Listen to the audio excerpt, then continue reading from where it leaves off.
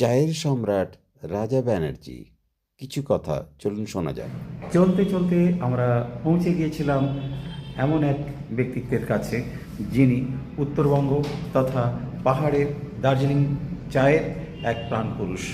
আমরা তার সাথে এখন কথা বলবো উত্তরের চায়ের যে বিশেষত্ব, আগামী দিনের সম্ভাবনা, আগামী দিনে কোন পথে চলেছে আমাদের এই চা ভবিষ্যৎ।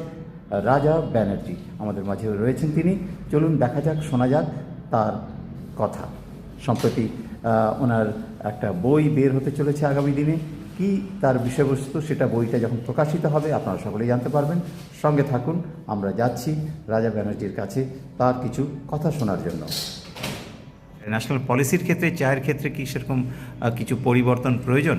নিশ্চয়ই ওটা ইমিডিয়েটলি করা দরকার। সব পার্টিরা, মালিক বলুন, গভর্নমেন্ট বলুন, বায়ার্স বলুন, অ্যাডমিনিস্ট্রেশন বলুন, লোকজন তো নিশ্চয়ই বেশ কমিউনিটি, বিকজ শক্তিশালী মাটি, শক্তিশালী সমাজ।